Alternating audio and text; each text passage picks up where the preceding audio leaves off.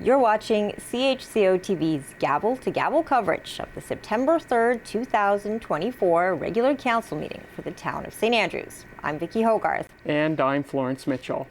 Today's meeting begins with a public hearing of objections to Amendment Z22-10 to the zoning bylaw for Harbortown Builders at 236 Mowat Drive. Council will later move to grant leave for the first reading of this amendment. Under Planning and Community Development, Councillors Harland and Heenan will move that Council grants leave for the third and final readings of Amendment MP 20-02-03 to the Rural Plan and Amendment Z22-09 to the Zoning Bylaw for the Algonquin Hotel. Councillors Harland and Heenan will also move that Council approves the terms and conditions set in Amendment Z22-09 to the Zoning Bylaw. Under Finance and Administration, Deputy Mayor Akaji will move that Council approves Policy P24-03 regarding contractor requirements.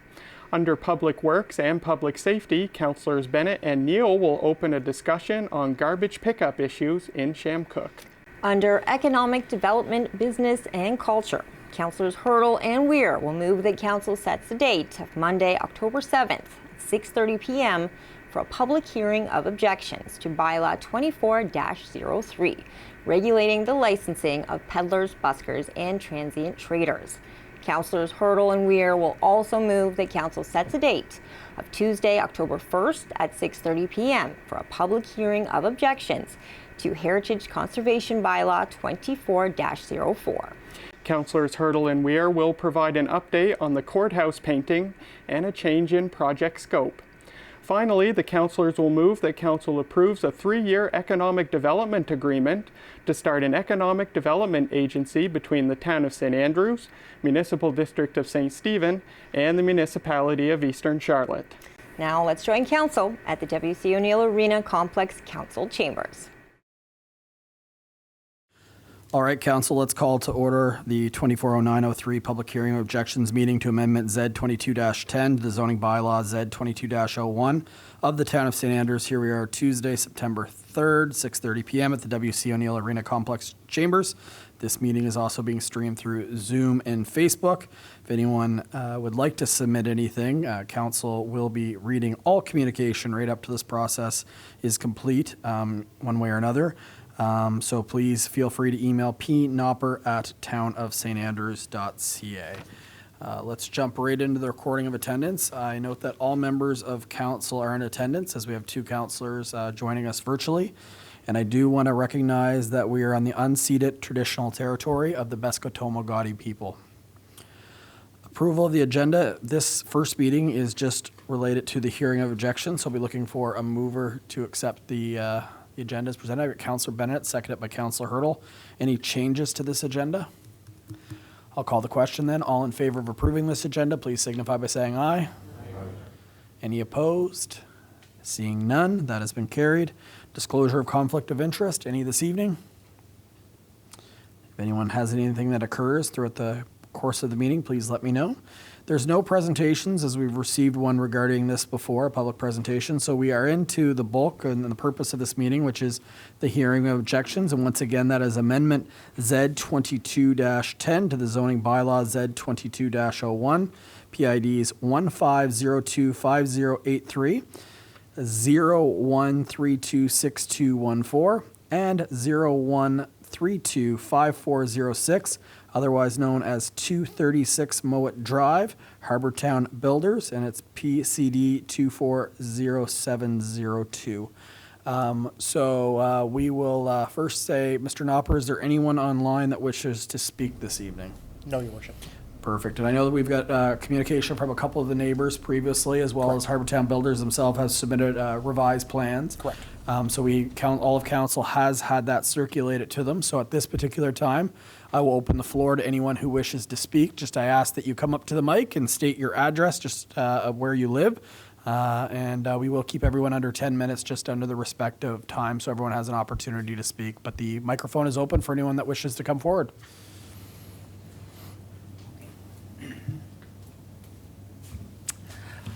Good evening. My name's Glenn Harris, and I live at 234 Mowat Drive. I'm here with my husband, Robert Desjardins. We're the property owners there. Our home is directly behind the proposed Mowat enclave and faces the entire development. I believe our home will be the most impacted by this development. I've attended the last two council meetings and the recent meeting of PAC, although this is my first time to address council regarding this issue. We've met twice with the owners of Harbortown Builders and have found they've been very responsive to our concerns and have made changes which we suggested in their proposal for development. Our concerns have been water runoff from the development, which is being addressed by the builder, fencing and trees or shrubs between our property and the enclave, and the location of parking and dumpsters away from our property line. We found that Harbortown Builders have been very receptive and responsive to our concerns, and they have addressed each of these issues. I want to thank the mayor and councillors Hartman, Gumshell, and Heenan for their support in this undertaking. We support this proposal in its final form. I would like to just say one more thing. We have been talking a lot about traffic issues around, and it continues to be a significant problem up on Mowat Drive. I might suggest that another 50-kilometer speed zone indicator sign is placed up near Tim Hortons somewhere. There's one here by the fire station, and the next speed sign is past the Bar Road, which it becomes 70. So people start to speed up by the time they get to Tim's, knowing that it's coming. It's very difficult to get out of our driveway, which will be the driveway, as it is, and quite unsafe. I tend to kind of look to my left and go like this to drivers who are coming out of town too quickly all the time. So it's something that could easily be addressed, and I might also suggest that past the Bar Road, the 70-kilometer sign, that the word begins be added there. They're the only two things I really need from the town. So that's all I have to say. Thank you. Thank you very much. Appreciate you coming in and providing comment. Would anyone else like to address council this evening? Mr. Mayor, Council, Terry Eldridge, 210 Mowat Drive. So I live kind of adjacent to the driveway that leads to the development. I'm just kind of getting up to speed on the third revision here, I guess, to the site plan. One concern or one question I have, I guess, the previous one had, the parking in a different spot. Would the developers be opposed to moving these spots along the southern side into the middle along with the other ones? That would be my only thing. I see you've put houses around, which is all good, but I'm just wondering if there's not area in the middle to accommodate all the parking. Other than that, like, I'm 100% behind the development. Like, I think it's a great idea. I think the new plan for the buildings or the houses are great. And I would tend to agree with the, sitting overlooking Tim Hortons often. The traffic is getting heavier there, and I think when the apartment building in the old Blue Moon property and the Van Horn development, further development across from the Bar Road, there's going to be a lot of left-turning traffic coming into town. And I think you're probably already considering this, but I think it's going to get worse. So other than that, that would be my only concern with the development is the parking as it exists in this third revision. Thank you. Thank you for that. We appreciate that. Anyone else? Hello. Natalie Hual, 212 Mowat. So I'm neighbors to all of these gentlemen, and also on the laneway, on the right-of-way. I am generally in favor of this proposal as it is, as it stands today, and also appreciate moving the parking to start before our driveway, which was very much appreciated. I do have just a few thoughts. One is we are, expecting this to be a pedestrian community. With and I think the massing is quite good, but with that, having bike storage or bike racks might be something that would be considered. Just because there may not. What we're hoping is that not everybody here is going to have a car, so having bike parking would be good. Also, devil's in the details as far as fit and finish. I am looking forward to seeing what kind of fencing is being proposed and what kind of plantings. In addition to the fences and plantings, there are 2 dead trees on the property line along the back right-hand side of the laneway. I'm hoping that those 2 trees could be removed. And there is a large grassy area that's at the far end of the laneway. Instead of grass, I'm proposing that there'd be added trees in that area to soften the entrance into my neighbor's property. That's it.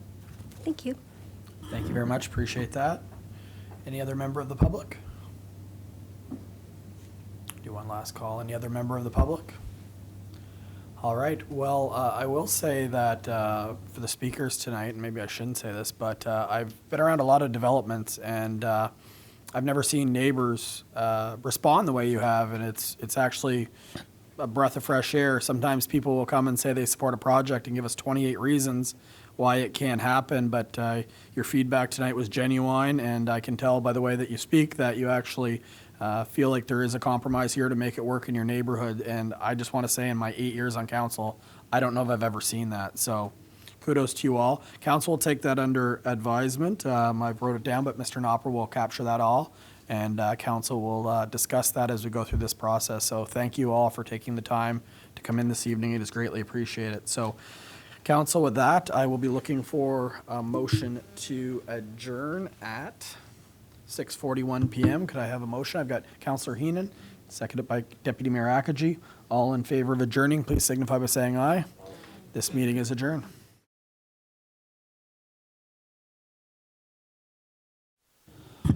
All right, let's call to order the regular council meeting for the town of St. Andrews on Tuesday, September 3rd, 2024, 6:45 p.m. Here we are at the W.C. O'Neill Arena Complex Chambers.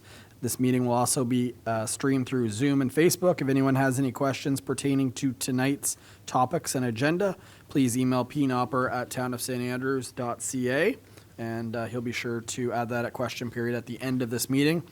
I want to note that all members of council are in attendance for this one as well, both online. Is that correct, Mr. Spear, or Mr. Knopper?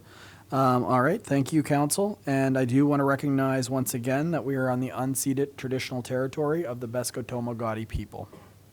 If you're looking for a mover for tonight's agenda, I've got Councillor Harland and seconded by Councillor Heenan.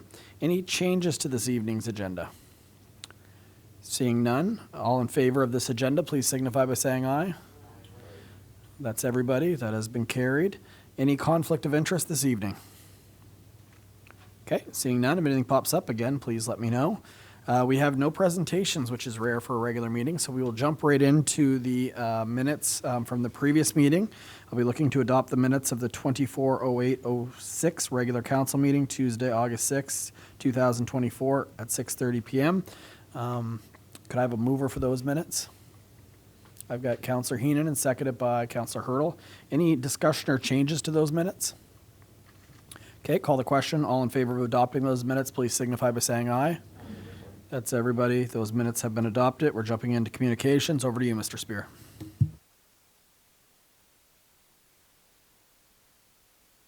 Thank you, Your Worship. Council, as we go into the fall, there are lots of initiatives before you tonight, then many more throughout the remainder of the year, including the budget, new developments, the motor vehicle bylaw, the municipal plan, and the heritage bylaw. I appreciate the opportunity to be able to share the ongoing activities of your local government. Over the summer, the Heritage Committee has been engaging, consulting, and drafting a proposal for the heritage bylaw for the plat. They held meetings with both the affected property owners and the general public to explain the benefits and how the document would be applied in practice. It is now in your hands to go through the bylaw process if desired. Tonight, there's a motion to call the hearing of objections in early October prior to first reading. The committee is preparing an FAQ based on some of the comments that came out of the consultation sessions. Council continues to guide development through the municipal process as we have a couple of items on the agenda tonight for your consideration. The Algonquin request for rezoning is going to third reading to allow for the construction of the Nordic Spa and the replacement of the O'Brien House on Carlton Street, and to go to first reading for the proposal to build small homes along Mowat Drive adjacent to the Greenside Motel. It has been a busy year for development, with possibly more in sight. While some residents have expressed concern over our capacity to absorb this growth, many municipalities are envious of the new housing starts we are experiencing. Our current solid waste bylaw is out of date, especially with local government's reform that happened at the start of last year. We are simultaneously updating the bylaw while issuing a tender for the collection and disposal of residential waste for 2005 to 2028. Council has instructed staff earlier in the year to enter into discussions on an agreement for the provision of economic development services. The initial plan is for the town and two other municipal partners will share the cost of an economic development officer over a 3-year period. The hope is they will work on similar initiatives like workforce development and housing while addressing the specific needs of each community as well. Council has set aside funding for this in 2023 and 2024, so this is a planned initiative and an unfilled role being met. Under administration, council and staff continue to work through the potential development of apartments behind the New Brunswick Community College in St. Andrews. We met with the architect on August 28th to review the conceptual plans, including the site and floor plans. Initially, the building looked attractive and would not distract from the adjacent properties. However, this report is being written prior to council feedback and may not represent their views. The current bylaws concerning the regulation and licensing of peddlers is dated June 1985 and signed by Mayor Lawrence and Clerk Keith Robichaud and should be updated. The bylaw gives discretionary power to staff and who can and cannot receive permission to peddle their wares. Over the years, with tourism becoming the predominant economic sector, we are facing many challenges unforeseen 40 years ago, including food trucks, professional buskers, and mobile retail outlets. Consequently, staff have created a bylaw that provides clear direction on the various categories of peddlers and transient traders, as well as identify suitable locations. It was tabled last month to allow the business community more time to provide feedback. It has been circulated to Explore St. Andrews, the St. Andrews Chamber of Commerce, and the Business Improvement Area members for their input, and minimal feedback has been provided to date. Early in the month, we had a sensor malfunction at the water treatment plant that created a low chlorine situation and caused all water users to fall under a boil water order. On top of the July 1st power outage, we understand this was another major inconvenience on an already taxed community. I wish to apologize for the annoyance, and we are looking at building in further redundancies for all controllable functions to prevent this from happening again. I want to thank the community, as there are a few of you who took out their frustrations on staff as we worked tirelessly to mitigate the situation. Our planner, Xander Gopin, continues to work on the municipal plan for the expanded community. He will bring a draft copy to council in early October for your perusal and input, then we'll take it back for further editing prior to releasing it to the public and continued consultation. Over the last month, parking has noticeably gotten more congested as we struggle with more vehicles, those that choose to park in restricted areas, and RVs who are setting up overnight in multiple locations throughout the urban area. We'll be reviewing the motor vehicle bylaws this fall and discussing with council strategies as opposed to just fines to battle the issue.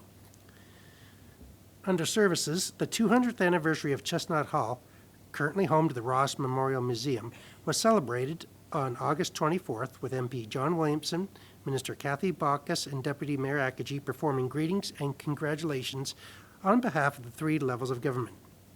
Built by Harris Hatch, an attorney who had a distinguished career from 1808 until 1838, including being appointed to the Legislative Assembly, the home is representative of the heritage buildings we have throughout the municipality that define us. The town-operated historical attractions had approximately 4,900 visitors throughout the first 3 weeks of the month. There was a major structure fire in town a few weeks ago that required the combined efforts of the St. Andrews, St. Stephen, Eastern Charlotte, and Rolling Dam Fire Departments to battle it. As always, we're grateful for the cooperation between all firefighters throughout the region. The chief also wants to acknowledge the members of Ambulance New Brunswick and the RCMP who attended the scene.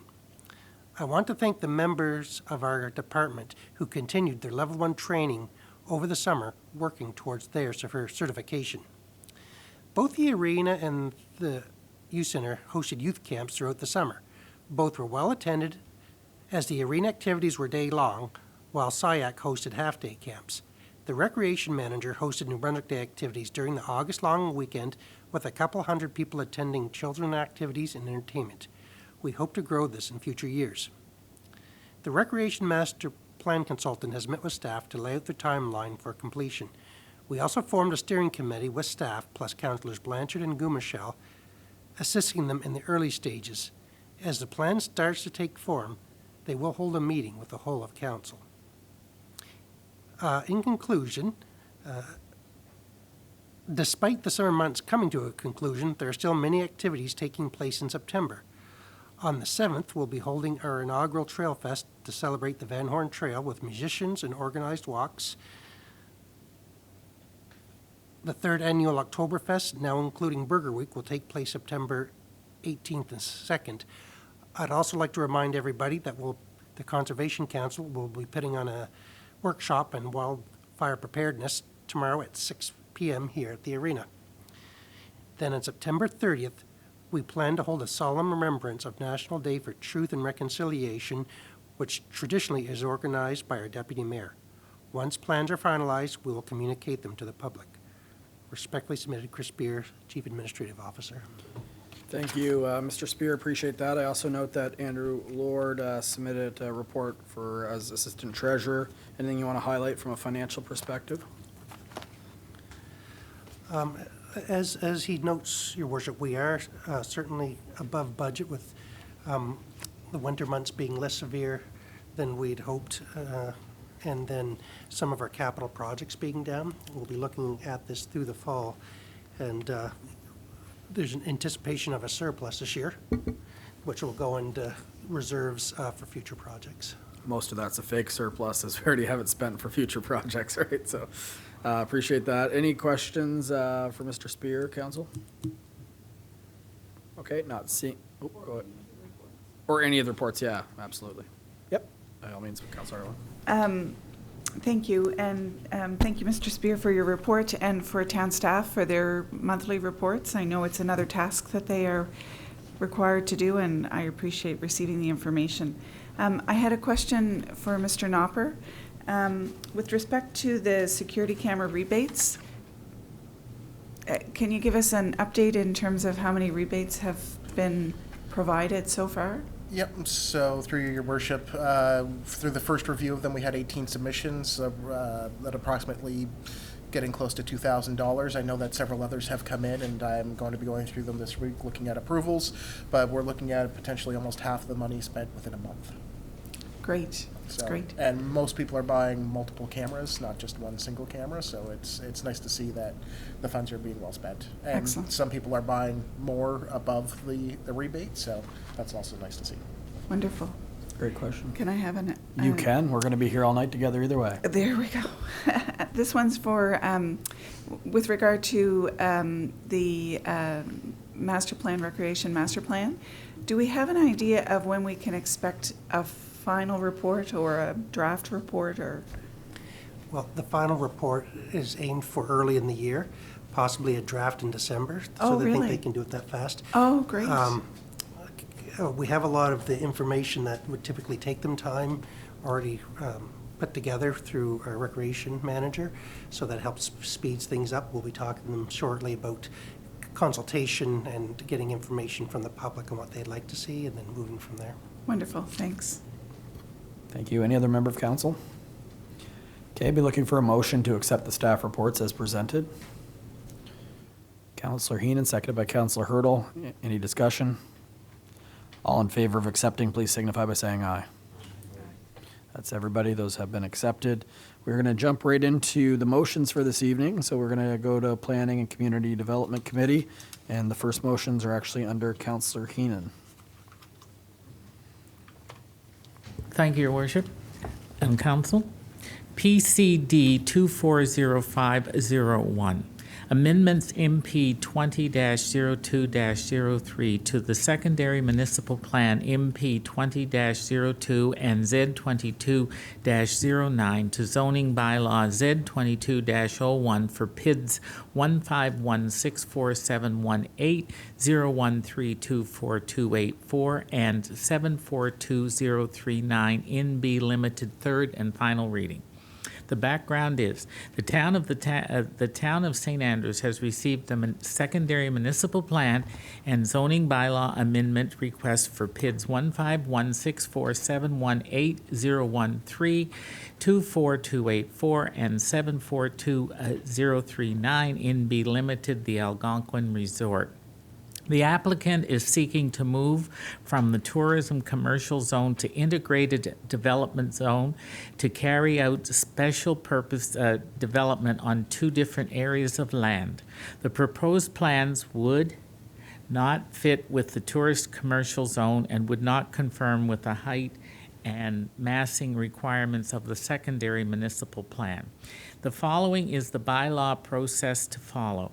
There was a public presentation May the 6th, 2024, obtained views of the Planning Advisory Committee May 17th, 2024, obtained views of the Heritage Board May 17th, 2024, public hearing of objections July the 2nd, 2024, first reading July 2nd, 2024, second reading August the 6th, 2024. Terms and conditions under Z22-09 are approved before the third and final reading by a motion of council.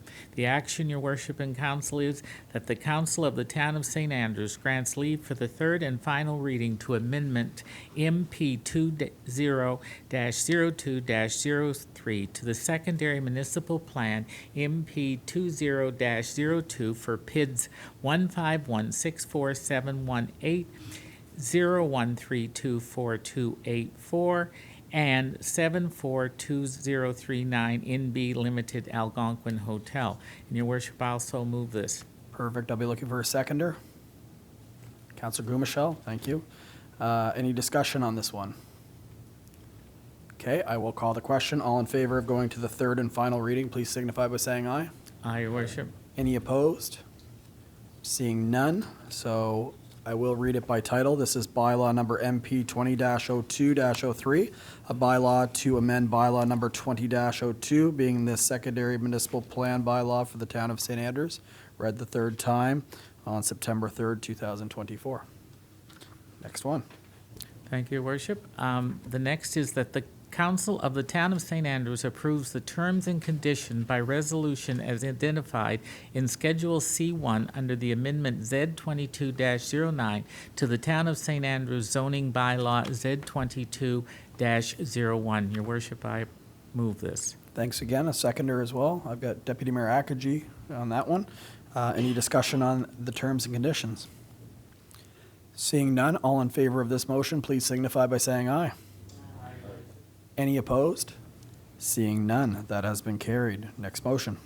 Next motion, Council and Mayor, that the Council of the Town of St. Andrews grants leave for the third and final reading to the amended amendment Z22-09 to the zoning bylaw Z22-01 for PIDs 151647180 and 01324284 for 742039 in B Limited Algonquin Hotel, and once again, I so move. Thank you, Councillor Heenan. And I see a seconder already with Councillor Gumashell.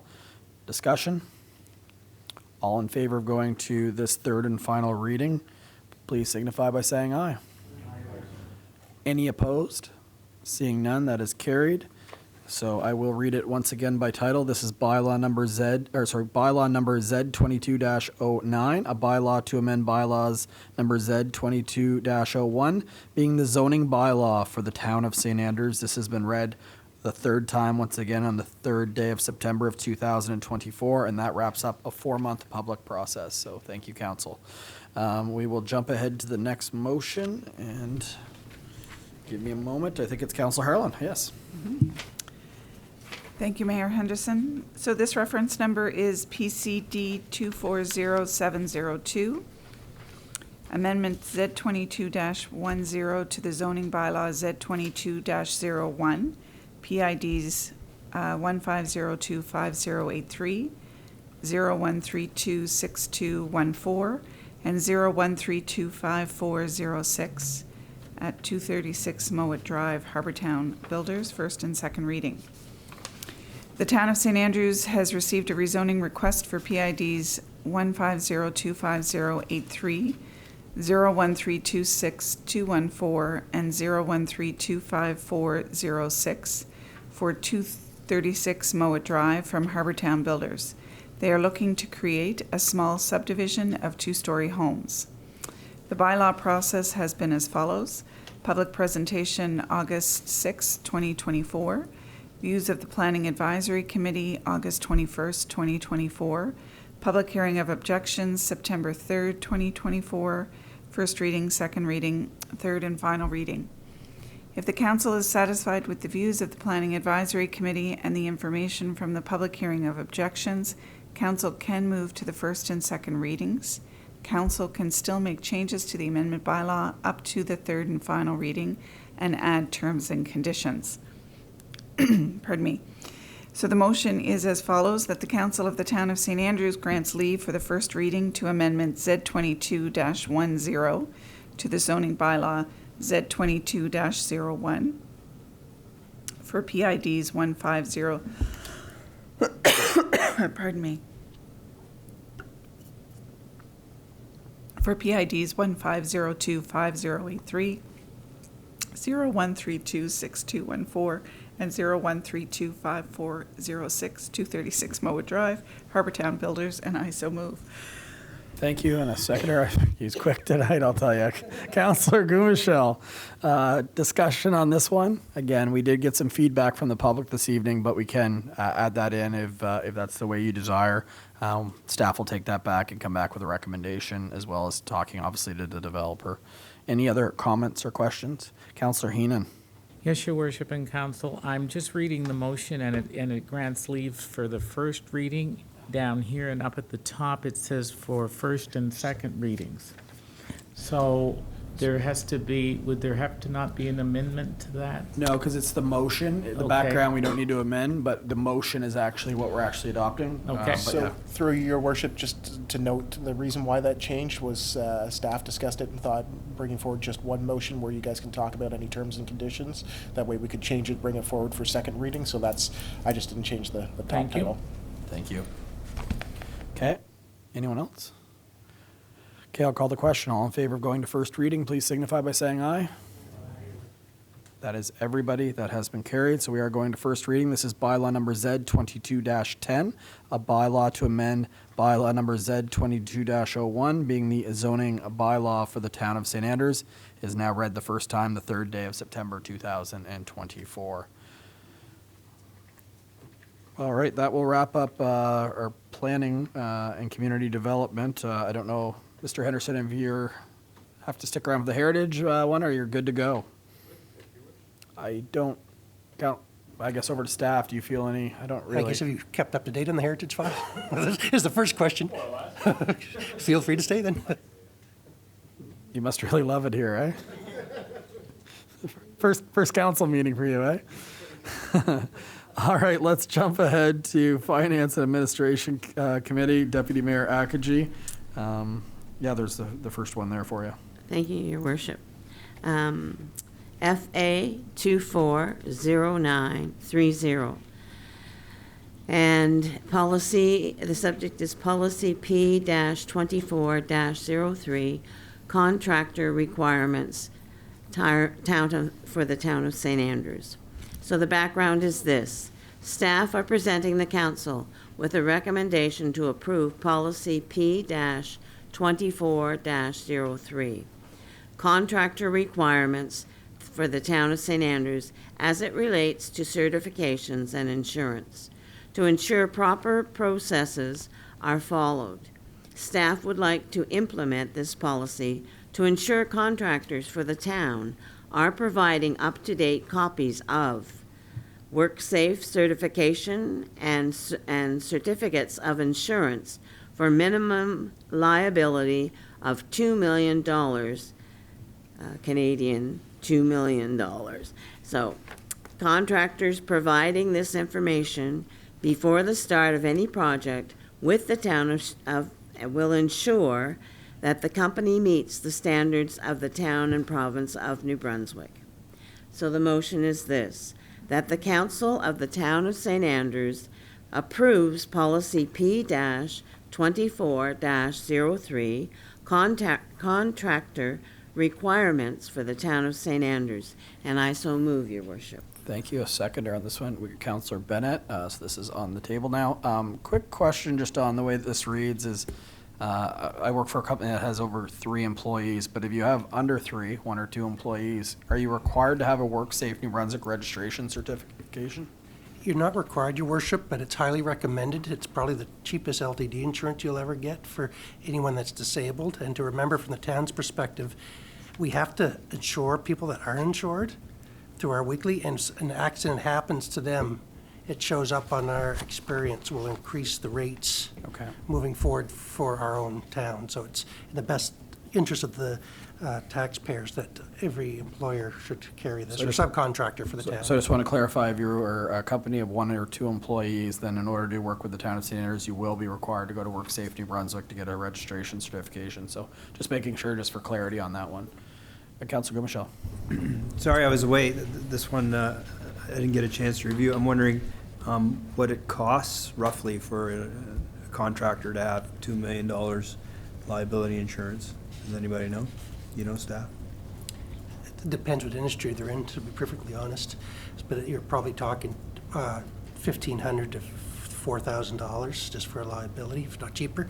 It should be noted, I was talking to some of our subcontractors. We have a fairly small pool. Most of them are already covered under both of these anyway. This is really just formalizing the process. Thank you very much, Chris. Yeah, just for the background, Mr. Councilor Gumichel, we did get a concern from someone in the community that witnessed someone that may or may not have had the proper qualifications in doing a job within the town limits. So we decided that this was a best practice to implement. So that's where the background is. Thank you.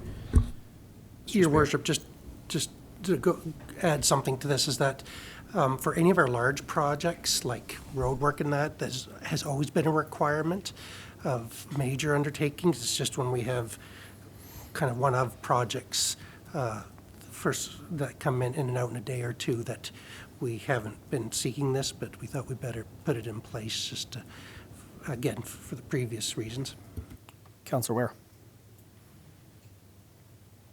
I'll just add an additional comment on that. The workers' comp, you can apply for voluntary coverage. Again, the rate would be set according to the industry you're in, and there are limitations on how much the owner of the business can receive as far as workers' comp. So the other alternative is, as Mr. Spear said, that then the town automatically has to carry the coverage. The insurance, probably a lot of the 1 and 2 person businesses do not have the insurance. We are cutting out a number of very small operators in town who probably won't qualify to get any town work. Not unless they see the opportunity to get a contract, then they might go out and get the insurance and the voluntary coverage. But that is the downside to it. I look at it as a cost of doing business. If you want to do business with the town, you're going to have to go out and get this, what they may feel is unnecessary insurance and workers' comp. But it is what it is. Otherwise, the town is liable in more ways than one. So that's what it works down to. That there will be a few people that will no longer qualify to do work for the town. So. Thank you, Councillor Ware. If, Councillor Gubishal, yeah. thank you, Councillor Weir. I guess that was my concern, that it would put some of the little guys out of the game, but according to what the CAO said, it's not so much that it's insurmountable for smaller companies, but nice to be able to see the little guys stay in, working for the town if possible. Anyone else? All right, I will call the question. All in favor of this motion, please signify by saying aye. Aye. That is everybody. That has been carried. All right. Thank you, Your Worship. Thank you, and that you had a quick one. Yes. Okay, so we are getting into discussion on the garbage issues on Shamcook Line number 3. We've talked about this several times. I think staff, though, is, I guess to really summarize it, is you're looking for clear direction from council on what we want to happen when it comes to this issue that's been ongoing for a number of years. So, council, yeah, there's been some dialogue back and forth. Mr. Beer, do you want to highlight it then? Your Worship, I didn't want to cut, but I am trying to organize a meeting with residents out there later in the month. It is a challenge, for sure. It's been an ongoing challenge. One thing that is kind of a hybrid option would be the carrier has offered just to bring out the dumpster one day a week, leave it there for 24 hours and pull it out. So the residents wouldn't be used to the 7 days automatic, or 7 days availability, but at the same time, the Bears lose 6 days availability to be able to get into it until we figure it out.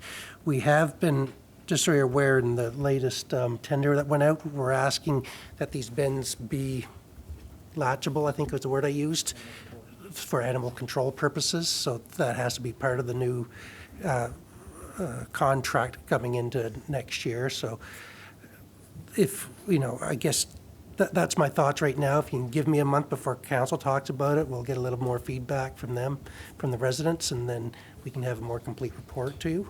I think if you're going to have a public meeting with the public, then they should look at all the options and provide us recommendations, and then we will debate it at that time. There's no point us deciding a solution if we're going to go to the public. Councillor Gummichelle. A motion to table pending the outcome of the meeting. Yep. Is there a seconder for that motion? Councillor Bennett. Discussion on the tabling. Councillor Ware. I'll just bring you up to date on it. I did send an email out. I've been there every 3 hours, 9, 12, 3, and 6 during the night since Friday.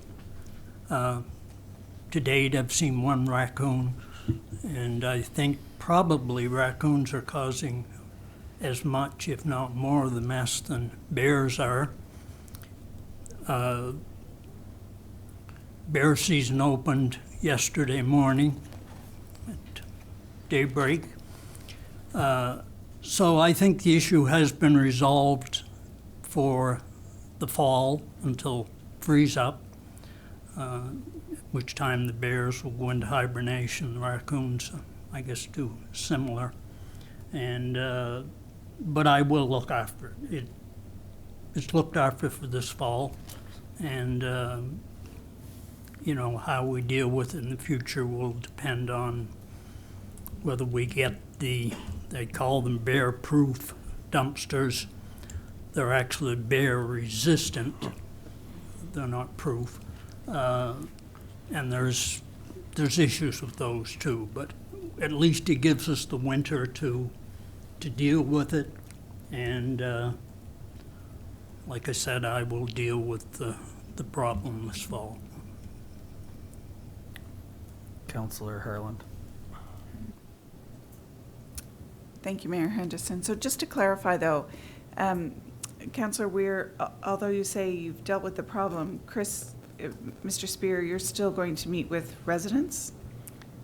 Yeah, Okay. yeah. Because It's a long-term, well, it's going to be a long-term problem regardless. If Councillor Ware can help solve us in the short term, but it's still, once the animals come out of hibernation and things starting in the spring, it could be an issue.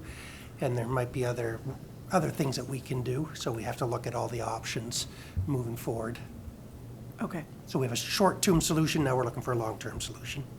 perfect. Thank Not- you. Not to get too into it, but I wouldn't rule the bears out because this is the time where they bulk up a lot, so they'll look for any food they can in the fall. So, yeah, let's hear from the public, and then we'll revisit this one as we've all heard the options before, and we're trying to figure the best one for the residents of that area. So we have a mover to table, seconder. Anyone else? Okay, all in favor of tabling, please signify by saying aye. That is everybody. This discussion has been tabled. We're going to jump ahead to economic development, business, and culture, and we will jump ahead to 116, which should be Councillor Ware. Okay, EBC 240804, a bylaw number 24-03, a bylaw regulating and licensing of peddlers, buskers, transient traders, call for public hearing of objections. Staff have prepared a new version of bylaw number 75, a bylaw regulating and licensing peddlers and transient traders. This bylaw was originally enacted in 1985 and has received limited updates. The new proposed bylaw number 24-03 would replace bylaw number 75 and include the following provisions: opportunities and locations for busker entertainers, opportunities and locations for peddlers, opportunities and locations for transient traders, food trucks, and food trailers. The bylaw also includes enforcement measures, revocation of permit processes, and process for review and approval of applications. The bylaw provides more flexibility in issuing permits and supporting sustainable growth in this industry. This bylaw was sent for comment to the St. Andrews Chamber of Commerce, Explore St. Andrews, and the St. Andrews BIA. Comments have been submitted and are provided with this report. And the motion is that the Council of the Town of St. Andrews sets the date of Monday, October 7th, 2024 at 6:30 p.m. for a public hearing of objections to bylaw number 24-03, a bylaw to regulate the licensing of peddlers, buskers, and transient traders in the Town of St. Andrews. Okay. I so move. Okay, thank you, Councillor Ware. I'll be looking for a seconder. Ooh, that was a dead tie. Councillor Harlan will get it then. So the mover, seconder. Any discussion on this one? Councillor Heenan and then Mr. Spear. So I was saying, why don't we go to Mr. Spear and then we'll go to council? That makes sense. Councillor Heenan. Go ahead, Mr. Spear. Yeah, just real quick, Your Worship, I guess I didn't know if council had any interest in touching on anything that you think needs to be adjusted in this bylaw already before putting out to the public, just to see if you want to leave it as is and adhere to the public, that's perfectly fine.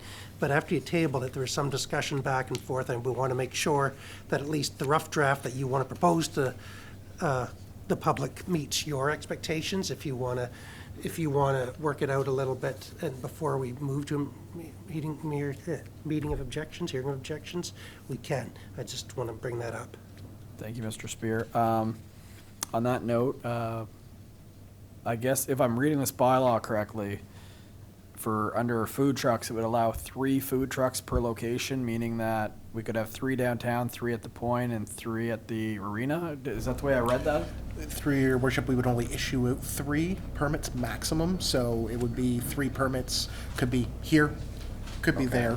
Could be. I'll give it another read. Give it another read. interpreted the way it was read that it would allow 3 per location. I'll double check that, but I'm pretty sure Which it was 9 3 would be extreme, as we all know. We're looking only at a maximum of 3, but I can make any adjustment to the bylaw. Councillor Heenan, then we'll go to Councillor Gumichelle. Your Worship, it's not a big deal, but I have a problem with Explore St. Andrews' letter that it's not signed. Good point. I don't believe that's official unless it's signed by a representative of Explore St. Andrews, because, I would not take this into account because there's no signature.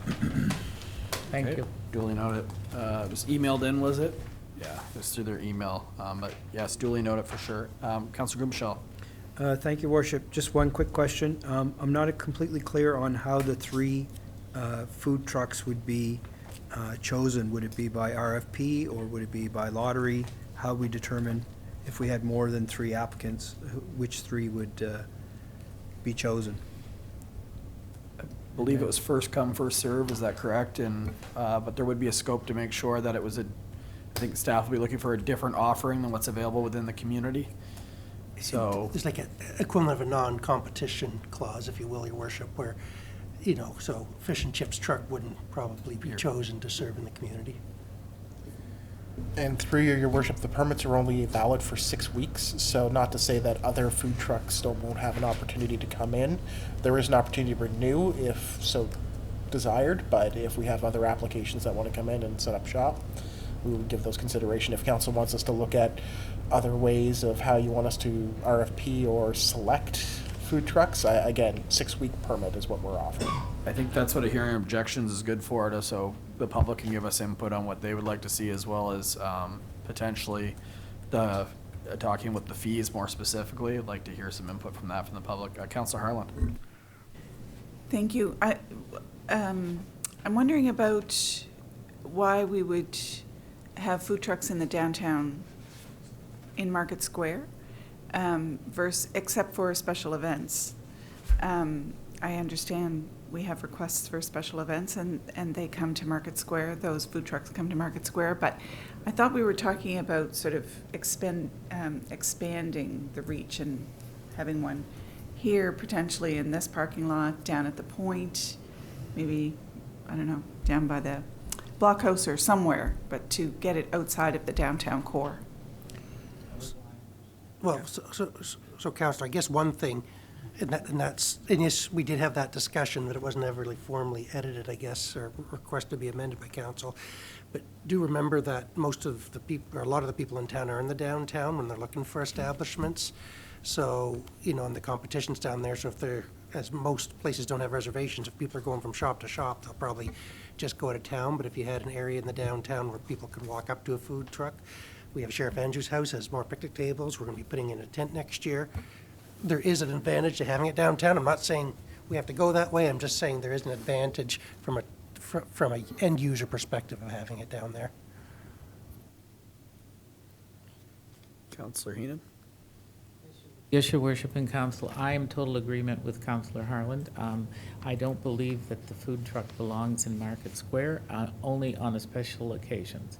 Like I understand with Oktoberfest, Paddlefest, those types of things, but it's going to be in direct competition with the people there, with generators, noise pollution, etc. There's all kinds of places, like we have the Point, easily to be able to put one, which would really serve the public well. Up here to have one. But Market Square to me does not belong a trailer and a food truck in it. And I would not ever support that except for the special occasions. Thank you. Thank you, Councillor Heenan. Maybe I'll just try to get some consensus. How many would like to see for, I guess you could say, this bylaw? And again, it's the first version. How many would like to see the downtown location omitted from this bylaw? Show of hand. That's majority. So let's omit that before we issue it out. Does that work? We don't need, yeah, we've got consensus there. Okay, Council. Anything else? Mr. Spear, and then we'll go to Mr. Bennett. Councillor Bennett. Just one thing, Your Worship. I will note that the downtown location was on Mondays and Tuesdays when many of the shops have been closed traditionally. That was kind of the compromise at the last meeting, but certainly we can remove it. But that was kind of the direction we took because of the lack of services earlier in the week. Yeah, I think, Council, over to you, just for clarification, Mr. Spear's point, but I do believe most of the restaurants now are open Monday, Tuesday in the downtown as well. It really changed the last 18 months, I would say. More and more places are open 7 days a week right now. We'll go Councillor Bennett, actually. Thank you, Your Worship. Something else I think that we should take into consideration, locations like out on the 127 where there's chip stands, fish and chip stands. The traffic there is atrocious at best for most of the summer and even into the late fall. Protecting the core downtown is one thing, but also protecting, citizens and traffic in locations like on that 127 corridor where it's already extremely busy. If we don't have the foresight to think about a location like that and make sure that somebody doesn't end up putting a truck in someone's driveway, could only add to our frustrations in the future. So a little forethought, on a location like that might save us a lot of grief. Thank you. Perfect. That wouldn't be approved through this bylaw, correct? Through Your Worship, there is an avenue if there are people that wish to operate, because it's the bylaw allows operation on private land if there is a site plan and permission given by the landowner, because the town doesn't own pretty much any land outside of the old town limits, the St. Andrews Ward. So at that point, it becomes, I have to review the situation and consider, we could add that as considerations to that. We as refer well. you to section 7.6. Thank you. Which talks about it, but if, again, Yeah, council can amend it later if you Was don't that peddlers or was that food permit? Food trucks. Food trucks it was, okay. Council, over to you. I think you might want to crawl before you run. It just feels like opening it up to everybody is gonna. So are you going to prohibit it, though, Your Worship, out there? It's Well, either no, control I'm it or not even saying prohibit out there, I'm just saying period. Let's get a few food trucks in town before, all right, I'll give you an example. So Kira has a lot in front of the annex. Does that mean that they could potentially put one there? Through the process, you would have to go through the process, but again, there's only a limit of X number of permits allowed for 6 weeks. Okay. So it's, whether it's private or public, it's a permit for 6 weeks. Okay, so the maximum of 3 then, either way. But for public, there's- Councillor Heenan, then Deputy Mayor.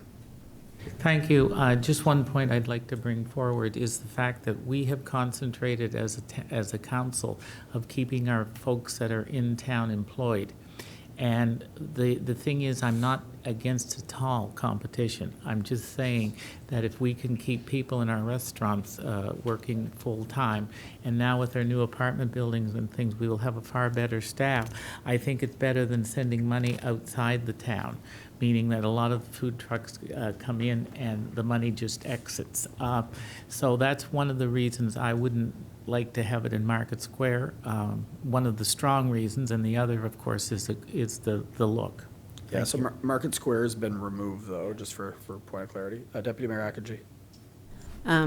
The person that has the 6 weeks, can they revisit after 6 weeks? Are they consecutive, or are they that they can do it, like they have to wait a 6-week period before they can renegotiate again for another 6 weeks? They have an opportunity to negotiate for another 6 weeks, but that becomes up to staff level to see how they've worked. Is it working? Do we have another laundry list of other food trucks waiting to come in? What we have to look at it from a fair and balanced standpoint as to, what's available, what's here. And I mean, if they are successful, great, fantastic. But again, who else is waiting in the wings? Do we want to keep it fresh? And food trucks do move around, so it's not necessarily this will be their permanent location for the summer. They could be going to St. John, Fredericton, other communities. It's just a matter of what's available at the time.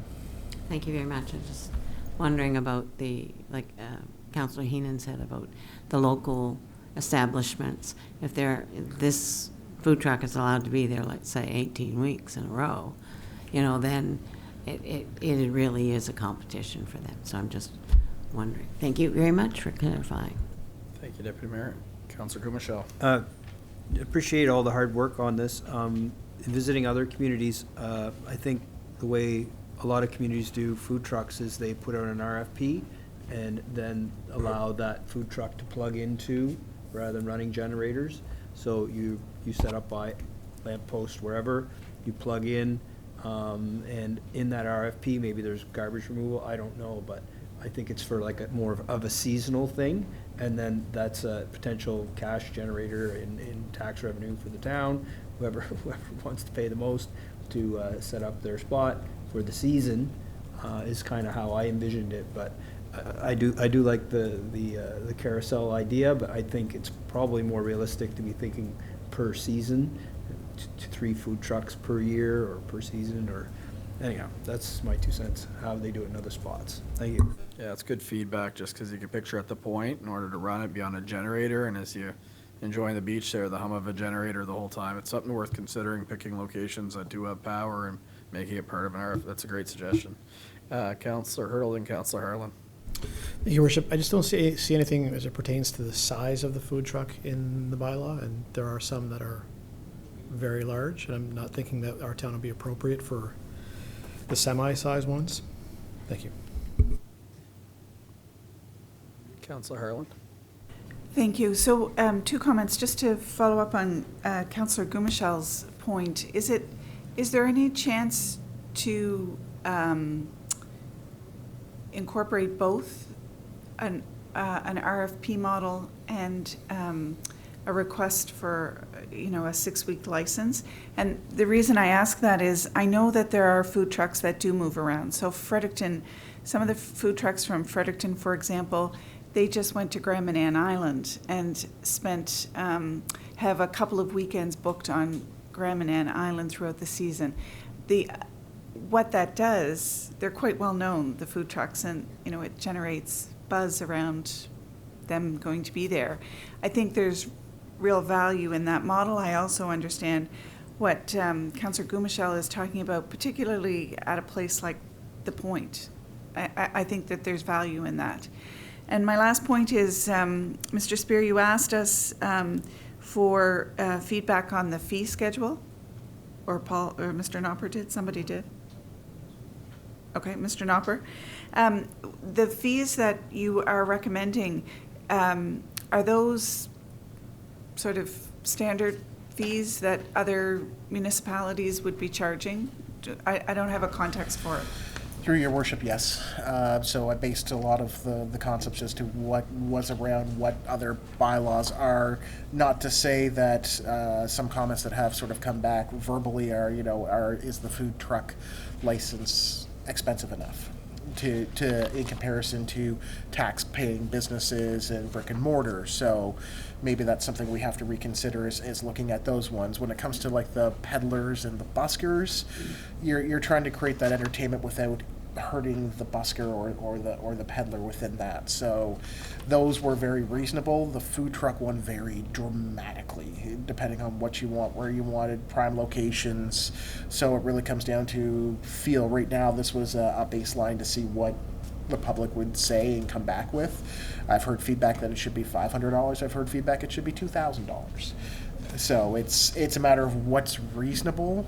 And again, when you're talking right now, a 6-week stay. So if council wanted to look at, for example, your RFP process, maybe that's a seasonal one and you're there for the season. Maybe that's a higher charge. But for the 6-week one, maybe a $300-500 rate isn't out of the realm of acceptable. So I think hearing back from council on that and looking at it from those types of standpoints, if that's the direction we want to go, more than happy to look at it. But it really varies based on location, place you're going, what your municipality wants to charge and how it feels against your brick and mortar businesses. So just take that into consideration when looking at this bylaw. Perfect. I'll go to Councillor Blanchard just 1 second, but did you do an analysis on what other municipalities charge for food trucks? Because if they're a lot less, then they're just not going to come here. It's not going to be the lineup you think it is to come here for food trucks, to be honest. I know I'm looking for the future 9 locations, why bring that up, but the truth is, with a significant fee, it won't be a big long list. Just knowing. No, and that's where the funds that are listed there, they are on the lower end to see about attractiveness to it. Again, to the higher points you go, your businesses are asking for more longer term stays, more resources. To your point, are they not on generators? Are they going to be contributed to other power sources or other solid waste removal type things? So it really varies based on location and resources. Counselor Blanchard, thank you. The hand is smaller than the doorknob behind you. It's a very small hand on that. Yeah. Yeah, raise your hand would be better for sure. Go ahead. Thanks, Your Worship. I guess I had a question in a similar vein, I guess, in regards to consultation with other municipalities, less about the what we're charging for the permit, but more about the length of time. So there was some discussion about, some of these trucks do move around. So I'm just thinking and wondering, if someone, let's say, purchased the permit for 6 weeks, of those 6 weeks, how much time would they actually spend in St. Andrews if they are doing and moving between locations for specific reasons? I'm just curious. I don't really know how they work, but I'm just sort of wondering about that, and if maybe, because I know, for most of the locations, I think we're talking about between Friday and Sunday. Would it make more sense to sort of have a calendar available and they could sort of book off those 4-day weekends, those 4-day slots, as opposed to a full 6-week permit where they may or not be there for the entire 6 weeks, and instead of having 3 in town? I mean, I understand we would still have the fees, but I'm more. I'm really thinking more along the lines of variety of food and what we're offering in town and different options for tourists and residents, right? So, and for the record, I'm not opposed to the Market Square location. I think it could be workable, and I think people looking for a sit-down meal are not the same people looking for something quick on the street. So I think there's different clientele there, and I think having more options available at different times, and I think we've all experienced trying to get a reservation downtown during the busy summer months, and I certainly haven't heard of any restaurants struggling for clientele this year. It seems like every place that I go to, they're talking about having a really, really good and a really, really busy year. So I don't think introducing, a single food truck or, down in the Market Square area necessarily has a negative impact. But again, I know that's already been discussed and voted on, so I won't go on about that. But just my real question my question is, I guess, more about the term and whether we want to shorten that just to ensure we have people in as opposed to the longer stretch. So anyways, just my comments and asking, like I said, have we talked with other municipalities about that? Thank you. Just on this one, Council, what I'm hearing is a bunch of different models here, and I don't think we're ready for public hearing of objections right now because I'm hearing a lot of different things from Council. I think we could just table this. Again, you would be the ones to do so. Let's bring it forward the next staff meeting, and we could talk about the items in more length and come up with something that we're all comfortable with before we issue it out to the public. Does that make sense to everybody? Because I'm hearing a lot of different things right now. Typically, you don't hear a lot of different things before you put it out to the public, just from previous experiences. Thank you, Councillor. You're quick on the motions. Seconded by Councillor Bennett. Any more discussion on this one? Not good. All in favor of tabling, please signify by saying aye. Any opposed to tabling? See Councillor Hurdle looking up at the sky. I'm seeing none. That has been tabled. Thank you for that, and we'll revisit that at the next staff meeting. This will bring us ahead to page 131, which would be Councillor Hurdle.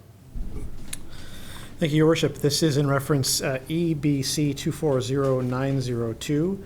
The subject is the bylaw number 24-04, Heritage Conservation Bylaw, call for public hearing of objections. The background is the Heritage Board of the Town of St. Andrews was established in the summer of 2023 to develop a heritage conservation bylaw. The board has developed a draft bylaw for consideration by council. Please see the attached documents for more details. Recently, the board hosted 2 open house sessions, one with heritage homeowners and one for the public. Provided are some comments submitted. If council is supportive of the current draft bylaw, it is recommended that council call for a public hearing of objections. The bylaw process is as follows: public hearing of objections, first reading, second reading, and third and final reading. And the action before us is that the Council of the Town of St. Andrews sets the date of Tuesday, October 1st, 2024 at 6:30 p.m. at the W.C. O'Neill Arena Council Chambers for a public hearing of objections to draft bylaw number 24-04, Heritage Conservation Bylaw for the Town of St. Andrews, and I so move. Thank you, Councillor Hurdle. Seconder is Councillor Neal. Discussion on this one? Councillor Harlan. Thank you, Mayor Henderson.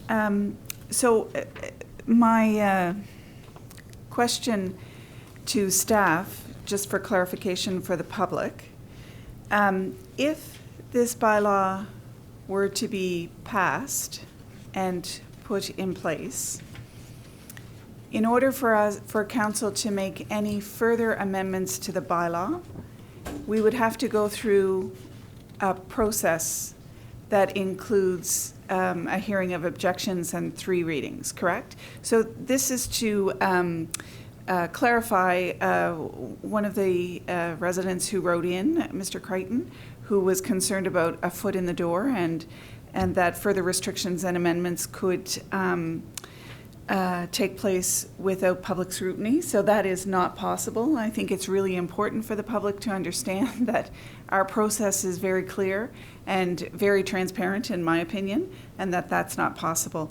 And I just want to state that I do object to the statement that a council is operating with coercion to try and have people take care of their historic properties. I don't believe that that's what we're doing. I believe that what we're doing is trying to ensure that our historic properties that are all protected and that we can enhance what we have to offer as a town. So thank you very much. Thank you, Councillor Harlan. Anyone else? Mr. Knopper. Just one clarification, there is a schedule associated with the bylaw that lists the homes. In a bylaw process, if there's a change to the schedule, it is one motion of council, no public hearings, no anything. So basically, if you're adding a name, taking it off within that schedule, it's no readings, it's just a motion of council. But anything else within the main body of the bylaw needs a public hearing and 3 readings of council. Yeah, there can't be extra terms and conditions put on the homeowner without going through the 3 readings. And that was the concern in it, yeah. And just to follow up, Your Worship, what Mr. Knopper was saying was, for those homes listed on the schedule, they actually have to be added and and deleted from the New Brunswick Registry of Historical Places, which requires the permission of the homeowner anyway. So just to be clear, we can't randomly pick a house, say, oh, that'd be a nice one to add on, and throw it onto the schedule. All of that has to be done with the permission of the homeowner. Thank you. Anyone else? Councillor Heenan. Your Worship, I'm just wondering about the date. There's nothing else on that Tuesday. Are we just having the one meeting for the Heritage? Through Your Worship, no.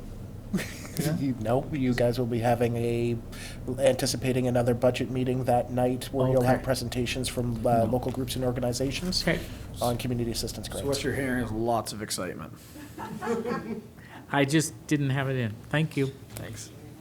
Anyone else? All right, I'll call the question. All in favor of setting the date for the hearing of objections, please signify by saying aye. That's everybody. That date has been set. I could see your hand nicely, Councillor Blanchard. Much better than the other one. All right, we are jumping ahead now in regards to a discussion on the courthouse painting update and project scope change. Mr. Spear, over to you on this one, I believe. Thank you, Your Worship.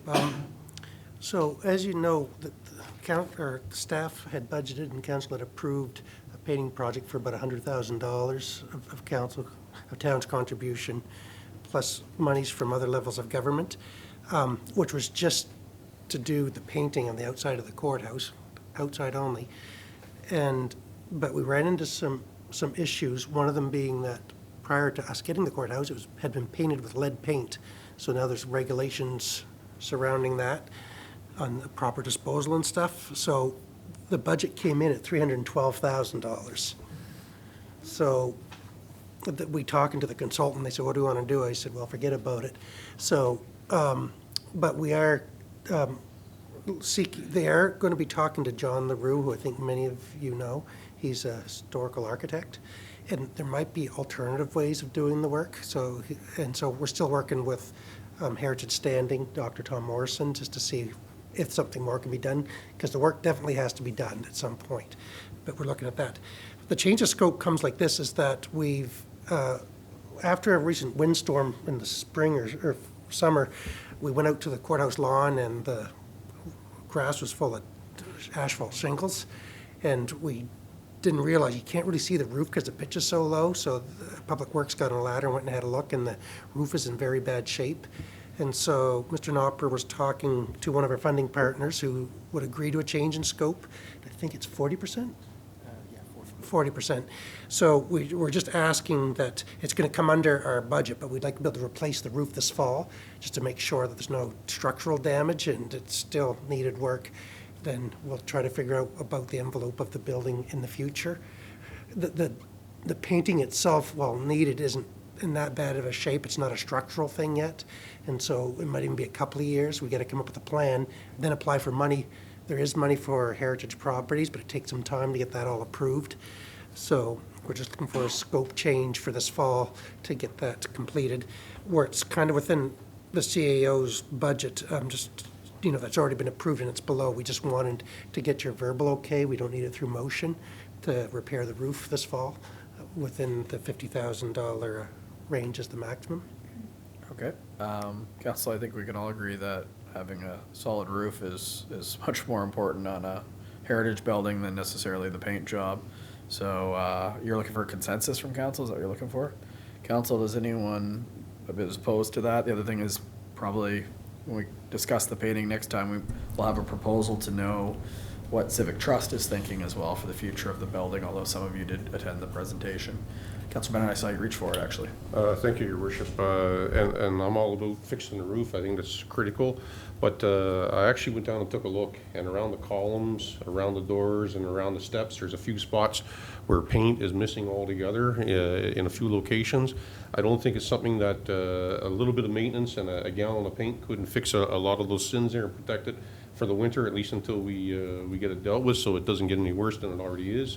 And I would encourage staff to maybe, spend a small amount and a couple hours to go do some preventive maintenance there. Thank you, Councilor Bennett. Is that something you can review with Mr. Acton and see what is able to be done within staff? Because to your point, that's how rot sets in, right, Councilor Bennett? So, Councilor Gumashall. Just a couple general comments because I'm a little bit tired and grumpy.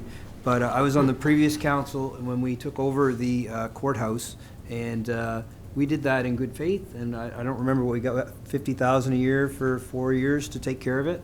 And there was no mention of lead paint. There was no mention of a bad roof. So I feel like we got ourselves a lemon here with the courthouse. And maybe we should just turn it back over to the province, say thank you very much. Here's your money back. And you can have it back, because I really feel like we were duped or misled, or how could the fact that the roof is bad, this was what, 6-7 years ago that we took it over, how could the fact that the roof is bad not have been part of that transaction, or lead paint at $300,000? So thank you very much, Province of New Brunswick. You can have your courthouse back, and we're out. That's my opinion. I think you're grumpy because at the time council was told it was structurally sound, right? So I guess just on that note, Civic Trust is coming to us, I think, within a couple of weeks with their final report. Let's see their final report, and then we'll have a discussion just like that, right? Because there is some merit into what you're saying, for sure. Thank you, Your Worship. Anyone else? Grumpy, Councilor Gumashall, that was quick with the hand. I got to acknowledge grumpiness. All right, so I guess back to the original consensus. Do you want to hold off until we hear from Civic Trust, or do you want to proceed with the roof replacement, Council? All right, quick show of hands for the roof replacement. It's within the budget. That's the majority. All right, we are now moving ahead to the Economic Development Agreement Officer position, which is on page, stuck in there. And I will pass it over to Councillor Hurdle, actually, on this one, if you don't mind, Councillor Hurdle. No, not at all. Thank you, Your Worship. This is reference number EBC 240905.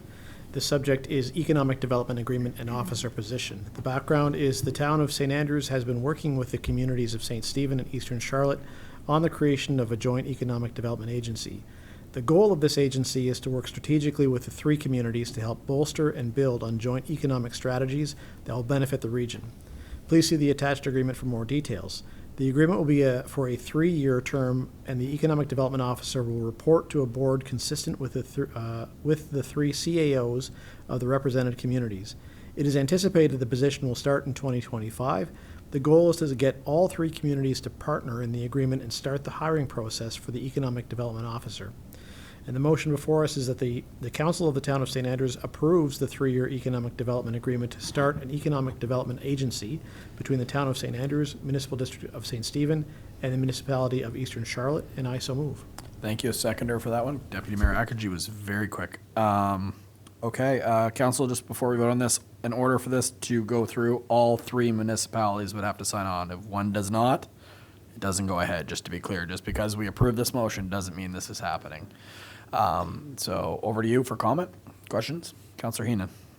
Yes, Your Worship, I do believe we said that no one else could join this, I'm going to call it a pack, for 3 years. Am I correct on that? So if all 3 municipalities vote for this and it becomes law or becomes, then no one else can come in, like McAdam couldn't come in and say they want part of it, right?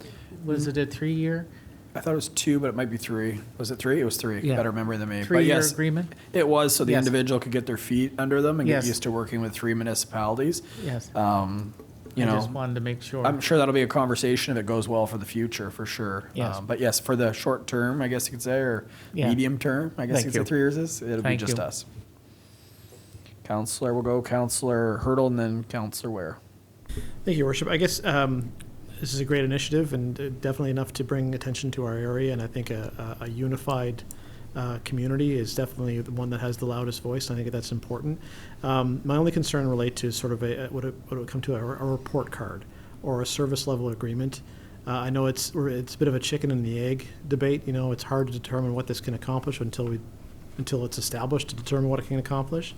So that said, I guess, you know, after 3 years, we don't like it, we pull out. But in the meantime, we wouldn't be able to. That's correct? Yeah. Yeah, I think especially to attract talented individuals with experience, you've got to at least give them a minimum level of a contract. And that's just, if it's just 1 year, then we'll probably just be attracting people fresh out of business school. So that was the idea behind the 3 years. We all agree that there'd have to be some type of KPI, and we'd work on that prior to hiring the person, the individual that's going to fill this role. To look for wins, but knowing it's kind of a tortoise and hare, that year 1 will be a little slow, then year 2 and 3 is when we'd start to look for things. But having said that, some things like related to housing or workforce development can actually be looked after in the relatively quick term. It's the attraction of business that tends to take a lot longer in doing. Thank you. Counselor Ware? Yeah, I guess I have mixed feelings on this once I saw the mandate and particularly when I saw workforce development and housing. We've got Opportunities New Brunswick, we've got the Regional Development Commission, who has identical workforce development and housing. We saw the enterprise organizations for many years, which were barely competent. And I'm just wondering what magic bullet we have that is going to make us be successful. And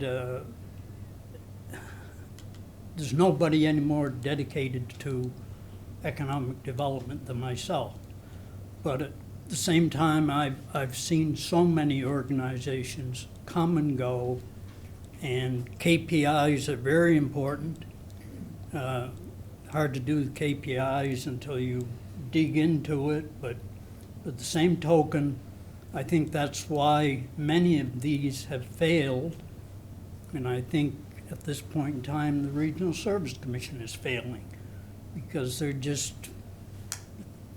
was an expectation, but no guidelines set up at the start. And I attended a number of meetings at the start of that. I know His Worship did, and both of us, I think, came away with sort of the same feeling, you know, where is this going to go? And I guess the other thing that came to mind immediately as I was reading through it, there's hardly a council meeting that we don't discuss parking in the downtown area.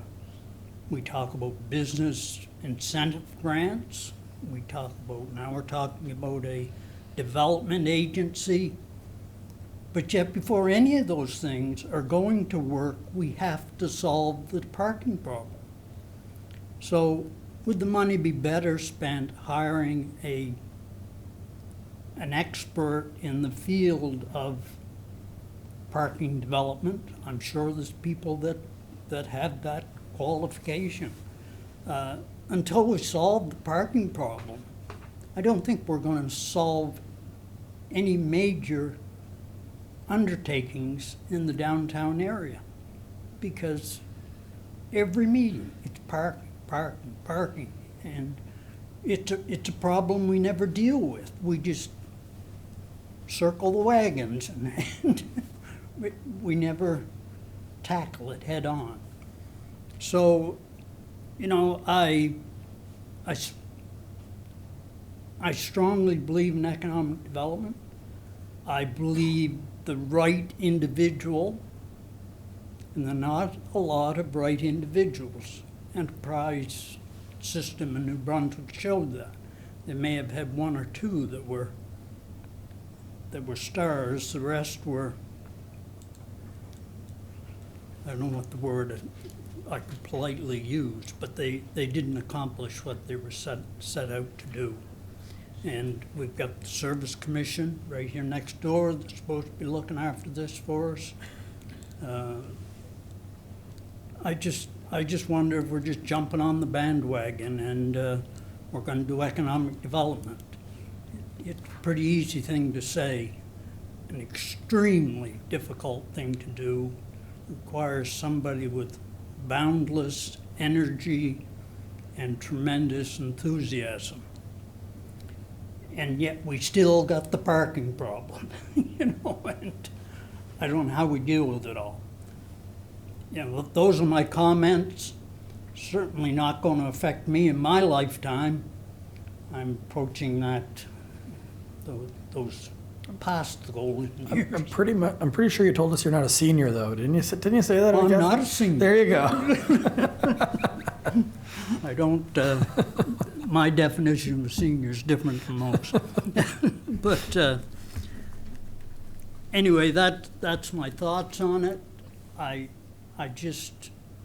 have a hesitancy to spend this money, and at the end of 3 years saying, what did we accomplish?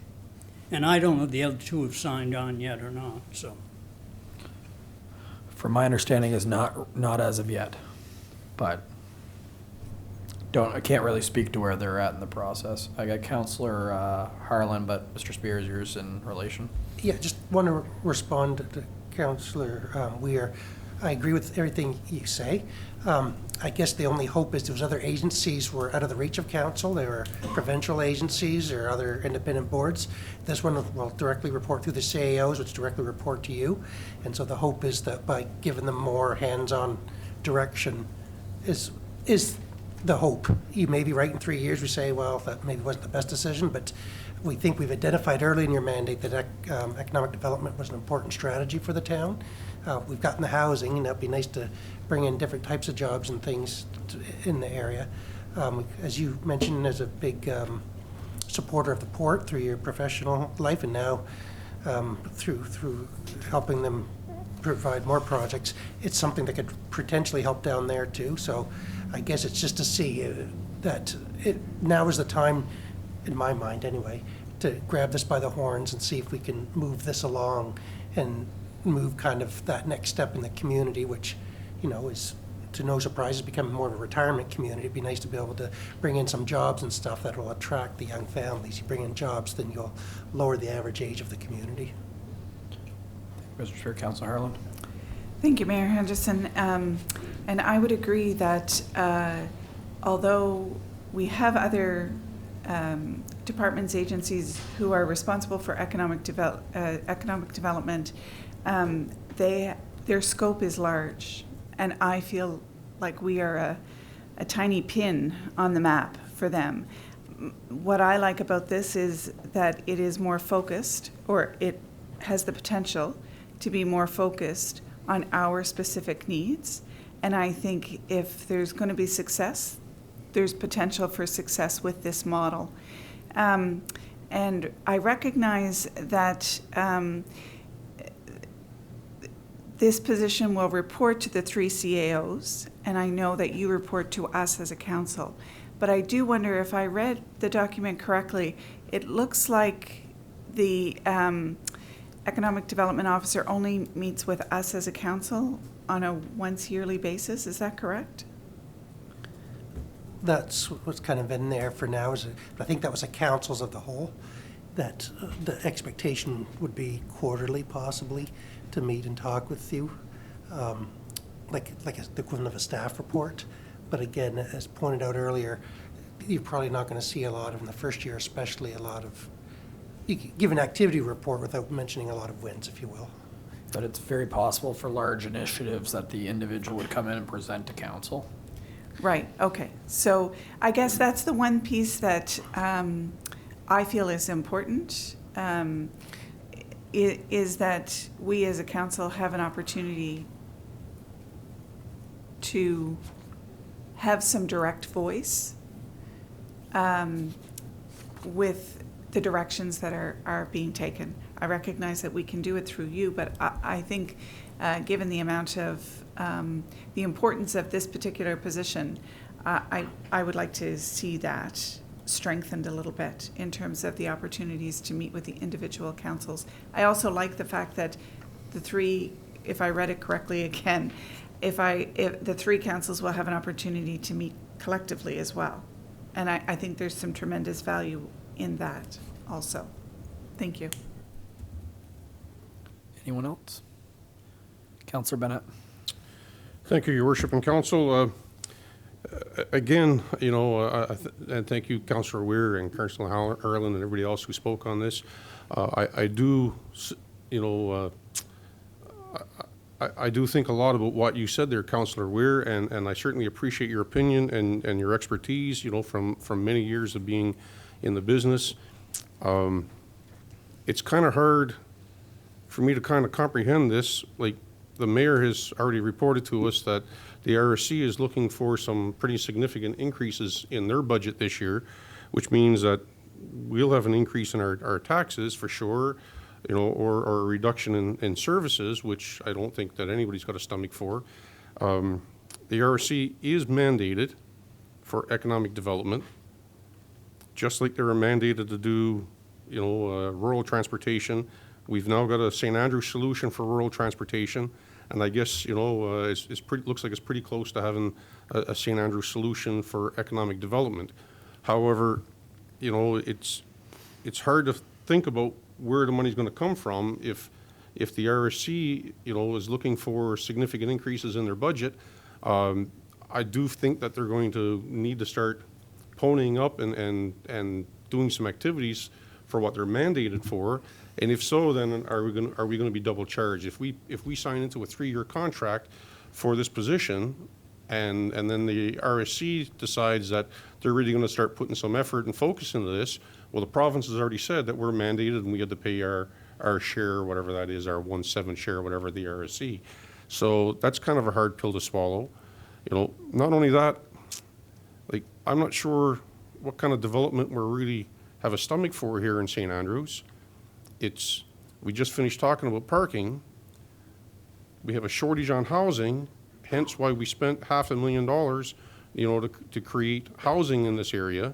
And now we're saying that we need more development, more economic development, and there's already a shortage of labor all over town, would have to mean that we would have an influx of more people, which would only exacerbate the problem of housing in our area. We're nowhere near the levels of housing that we need to be in this area, and we're already talking about trying to increase, our resident level again. So I don't quite understand how we can consider an economic drive to bring businesses into our area, but yet not have the housing for the people that we have here already. Have we made huge, increases in housing in the last 3 years? Absolutely. And everybody at this table should be commended for their efforts for that. But do we still have a long way to go? Absolutely. The funding is only one small part of it, but the scary part is what the RSC is going to do and what our budget increases are going to be there. So for those reasons and for everything that Councilor Weir said, I got to say that this is not something that I want to support at this time unless I hear something different. If you folks can, enlighten me, maybe there's something I'm not thinking about.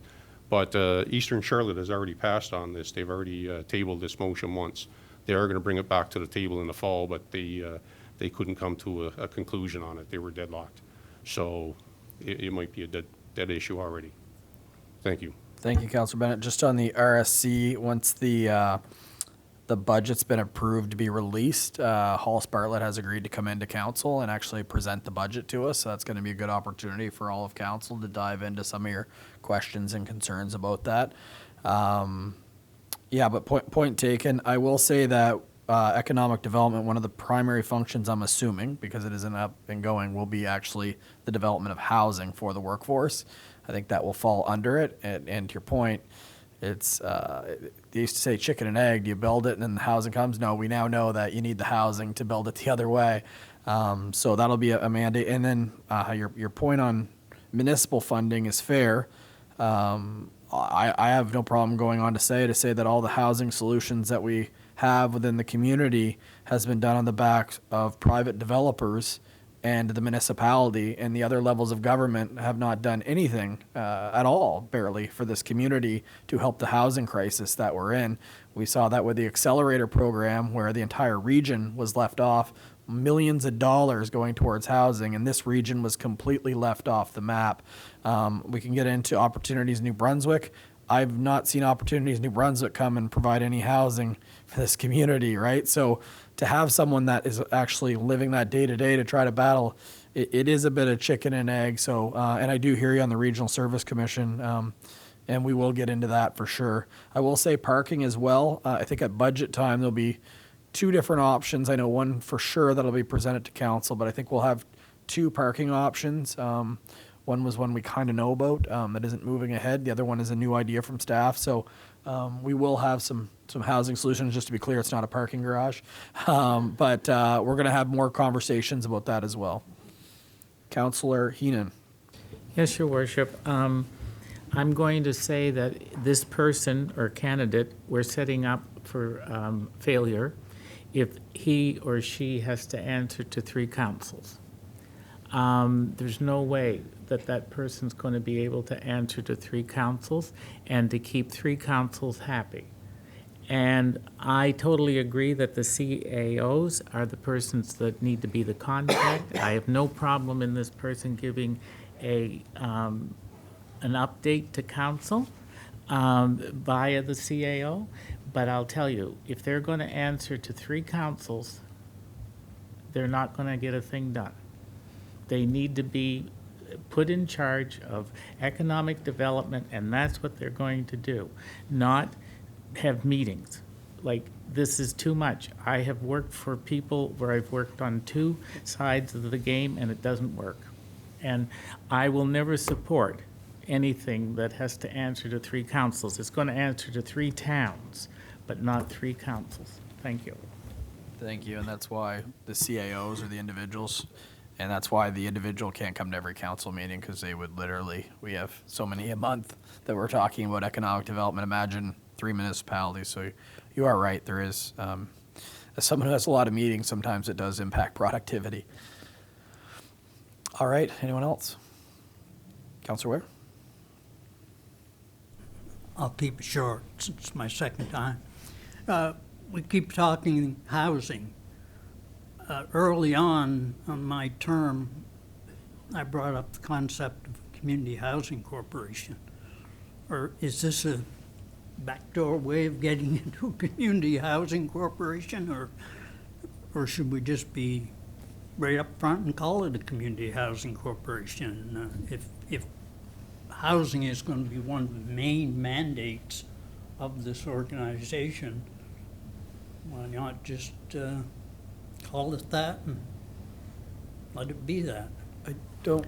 Go ahead, Mr. Yeah, Councillor Ware, no, that really isn't. We did talk about community housing. I think all of us run in fear of that. It's being a housing corporation. There's people that are really good at it, and when it gets into the political realm, it becomes very sticky. So no, it'd be more like, for instance, maybe they help take the rein on this NBCC project as an instance where they'd put in funding grants and things like that, or meet with other developers to try to encourage private developers to come in here.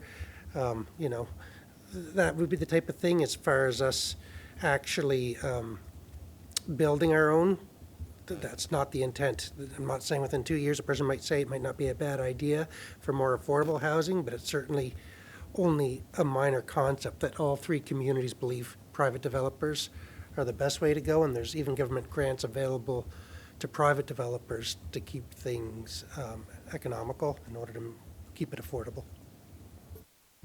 Thank you. All right. Call the question then. All in favor of this motion, please signify by saying aye. Got 6, and any opposed? Or sorry, 7. Any opposed? Got 2, so by a vote of 7-2, that has been carried. Thank you, Council. We have no new business, so that does jump us right ahead into question period. Mr. Spear Mr. Nopper, was anything submitted online? No, Your Worship. Okay. Anyone in the audience have any questions regarding anything on the agenda this evening? All right. Well, thank you very much for attending. Really appreciate. So I will be looking we'll be going to Councillor and Deputy Mayor's comments, actually. So, Council, any comments from anyone? Councillor Goumichel. Just briefly, it's back to running season for me, and I was running on the highway yesterday out through Bayside, and I see that they have done some repairs along the highway while I was away this summer. Some repairs are very well done, and others not so well done. It's with mixed feelings. I see the town crew working up on Prince of Wales Street today. They're doing a great job. They really work hard. It was a hot day, and you can see they take a lot of pride in the work they do. We also have our own small steamroller, which is interesting. The work along the highway, none of it's steamrolled. It's all mostly done with the shovel, I'm guessing, and there's not that same attention to detail that we're seeing in town. And I'm not suggesting that the town guys take over the highway work, but I do think there are some lessons in that. There are spots where the work that was done is going to collect water. It's going to add to safety issues along the highway.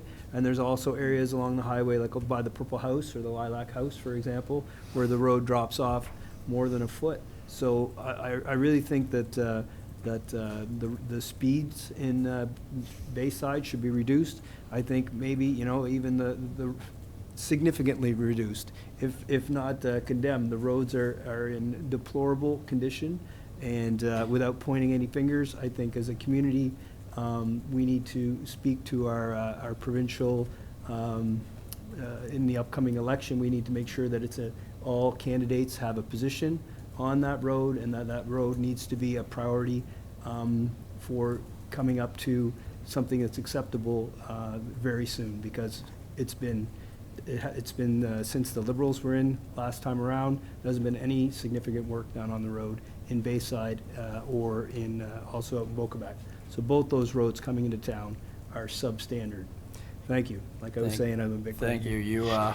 You were away, but you did miss a number of conversations, including even the cutting back of vegetation along secondary roads and things like that. I know they've done a little bit of work, but really what it comes down to is to have some type of plan from the province of what the 41 cents that our rural areas are paying for, and really we have like an asset management plan in the town. It'd be good to know what their schedule is of doing repair, and I know that would be flexible because sometimes projects take longer than others, but it's an ongoing issue. I will update council as well that I did write a letter in regards to Highway 127 and vehicles parked along the highway outside of a establishment, a takeout, and asked them to lower the speed limits. They will not be lowering the speed limits. However, they are going to add signs that does not allow parking actually along the highway there. So when that happens, I don't know, but that's communication that just came through literally right before this meeting. They're going to work with the business owner to find alternative parking arrangements. I do know that they have their own property close by. Maybe there's something I don't know, but that would be a safety mitigation that a lot of people have written and called counselors on over the last little while. So again, not everything's being taken care of, but some of the files out there are finally starting to get a little bit of action. But it's something that we're gonna have to stay on top of with the process. But yeah, you missed a long discussion about the Highway 127 as well as the secondary roads. I noticed some significant culverts were installed. I understood the placement of one by the old tuna plant, but there's a second significant culvert that was installed that I didn't understand why it would be there, but I'm not an engineer. No, that's the other one. Perfect. Thank you, Councillor Michelle. Councillor Heenan. Yes, Your Worship. The thing is, each and every year I've written to the town about it. I had neighbors today come into my yard regarding the speeding on Parr Street going to the schools. And once again, it's become a safety issue. They've come in and they're really upset, and I can see that they're speeding. But the point is, there's it happens each and every year, but I just needed to bring to attention that we need, people who are listening, I wish they just wouldn't speed and there wouldn't be an issue. But if someone is killed on a street of Parr Street, that some of it is not sidewalked, not looking for a sidewalk, just saying, does not have a sidewalk, and the school and the kids are walking to school, there's going to be something bad happen, because when they come up over the hill on Parr, they don't touch the road. They come up and they just bounce off the, so if there happens to be a small child there, it could be dangerous. And I just want to point out that I want to make sure people are warned that this is not a good thing. Thank you, Worship. Perfect. And just on that, I know that calling the St. George detachment during the day, there can be some lengthy wait time. So I am going to wait that. But there is an online reporting tool as well, and I do find calling in the evening I get through fairly quickly. But I have had several conversations, as I think a lot of you are aware of the RCMP, about the speeding in the community. There's always been speeding, but it feels like this summer it got a lot worse. They have made some arrests, but there's still a lot more that need to be done, because I don't recall ever seeing the speeds, in particular at night, but yeah, when the kids are going to school, there is too, but it seems like a lot of people are racing around town, and I know it's not just a St. Andrews problem, it's Charlotte County wide based on feedback through social media. Your Worship, last night I saw and I gave a description to the RCMP of the person going down Water Street last night, doing, I would say, 70 kilometers an hour, no license plate, and they wanted to know what the license plate was. I said there wasn't any, but I got a description of the car and the driver, which I forwarded on after a 40-minute wait. But they were doing at least 70 going down Water Street last evening. Thank you. Thank you, Councillor Heenan.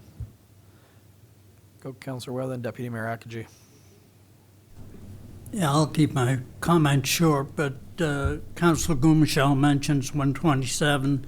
I think a lot of the repairs that were done it was the end of the day, and they had a half truckload of asphalt, and they find a place where there was a low spot and dump it in and finish up. The two culverts that were put in, I can only anticipate it was due to runoff from the hills to the east of the highway where they were placed. I've never seen a water problem, but it is election time, so, we've got to get some road work going. So but it's a sad state of affairs. I think His Worship was copied in an email that I received from a resident that lives on 127, goes to a community mailbox on Shamcook number 3.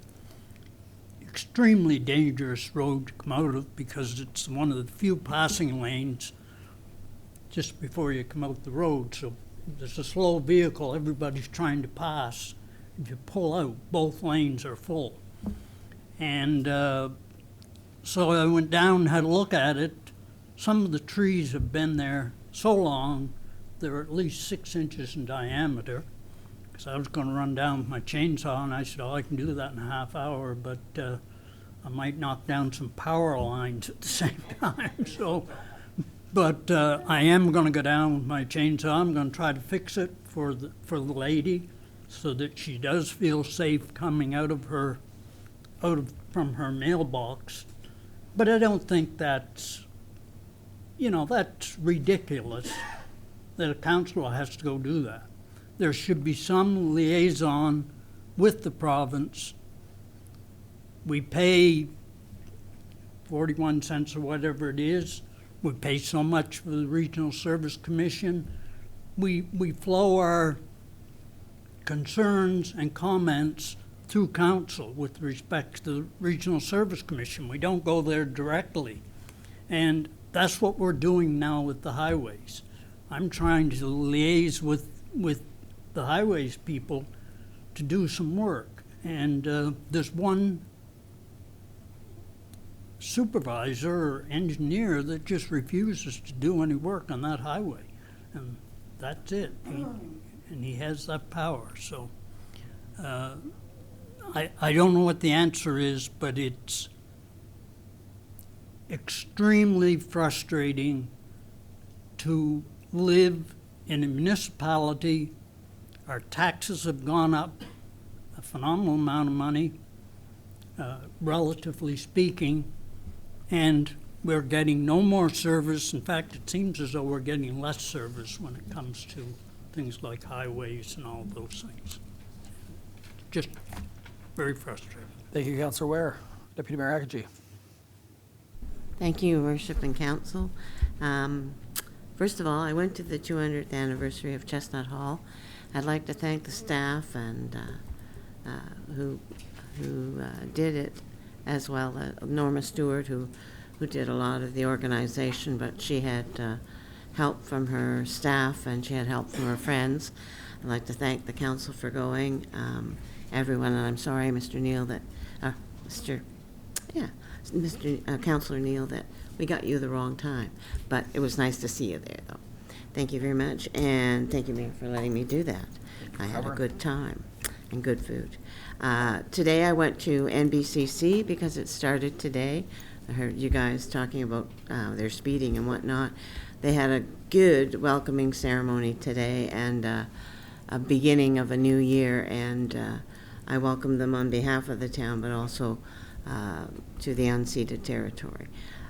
But there are a lot of new students there as well, so hopefully we do things in the community that will help to, if it's slowing down the speed limit, I'd like to see that too. So, but there are a lot of new students, very wonderful students that have come here, and we welcome them to St. Andrews.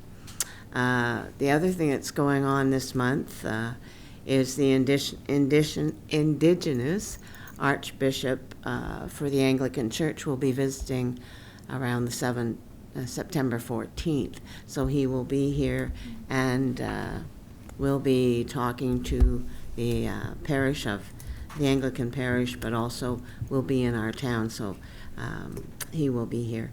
September 30th, as you've mentioned, Mr. Spear, that it's our Truth and Reconciliation Day, and we will be hosting it again. Judith Moses and myself, and I've asked for another elder to come and bless all the drums that we made. So I'm putting it out there to any of you that have a drum and you would like to have it awoken, because that's why I can't play mine before September the 30th. I have not had mine formally awoken. So he will be doing that. He will be doing an awakening of the drums, and then I hope those 70 will continue around the point, so you may get noise pollution, but it'll be a nice drumming, noise pollution, and a silent walk in memory of those from residential schools that didn't come home, and those that did, and those that are still suffering and will continue to suffer with the loss of their family members. So I want to thank you. The only other thing I have to say is Oktoberfest is September 18th to 22nd. Is that correct? Say that again, sir. You were listening, were you? Oktoberfest is what date? September 18th to the 22nd. Is that when it is? It's in September? Yeah. Okay. I just wanted to make sure that that was right. And I think that's it. Thank you very much for allowing me to speak. Thank you very much, Deputy Mayor. And anyone else? All right, I am good for this evening. Thank you very much, council. So I'll be looking for at 8:28 p.m. for a motion to go into closed session. As per, better bring up the reason. 1 sec. Yeah. As per Local Governance Act, Section 68(1)C, information that could cause financial loss or gain to a person or the local government or could jeopardize negotiations leading to an agreement or contract. Could I have a mover? Got Councillor Heenan, second by Councillor Gumashell. All in favor of going to closed session, please signify by saying aye. Aye. We're in closed session. We'll give a moment for technology and our visitors. Thanks for being here Thank you very much. to depart.